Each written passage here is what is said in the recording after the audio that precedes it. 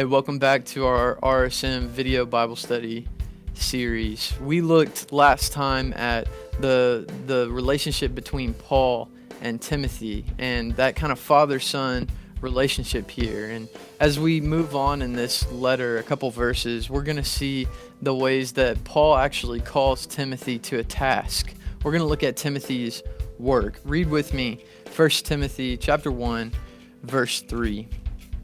As I urged you when I was going to Macedonia, remain at Ephesus, so that you may charge certain persons not to teach any different doctrine, nor to devote themselves to myths or endless genealogies, which promote speculation rather than stewardship from God that is by faith.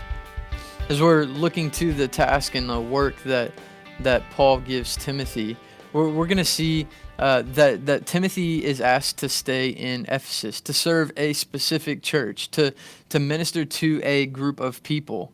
And if we look at the book of Ephesians, we can get an idea of the culture in Ephesus. There's a really diverse culture. And so in Ephesians, Paul talks about being one in Christ. He talks about reminding them that they are one with God because of grace through faith.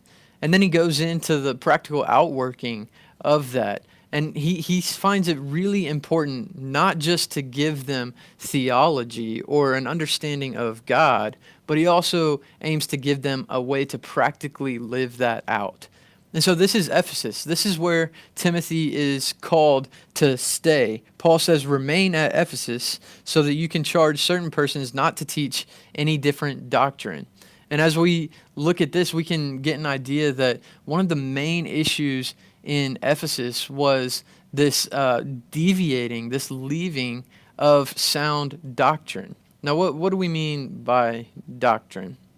And doctrine is just an understanding of what we believe. Doctrine is sound teaching. Doctrine is one of the most important things that we do as the church.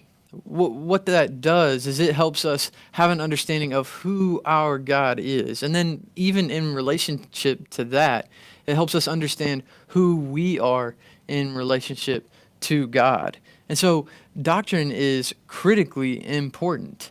Now, a lot of the issues that come up in the church is they come from debates about doctrine. What do we believe about God? And there's definitely room for different understandings on some of those things.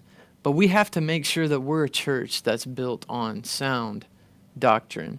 And hear what Paul does after he says, remind them of sound doctrine. In verse 5, he goes, the aim of our charge is love that issues from a pure heart, a good conscience, and a sincere faith. Listen, if we're going to be grounded at all in our doctrine, it's going to be in line with what Paul says here. A pure heart, a good conscience, and a sincere faith. And this is what the gospel provides for us.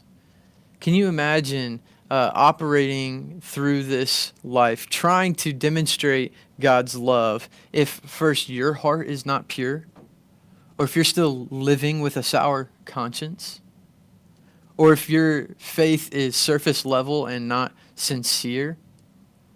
If we're going to be grounded in doctrine, sound doctrine, we need to have a pure heart, a good conscience, and a sincere faith. And as the church is seeing those things, we are going to be truly aimed at love. What I want you guys to do this next week is continue reading through the rest of chapter 1. And we'll continue verse by verse next week as we dig into this letter and see that the aim of the church is love.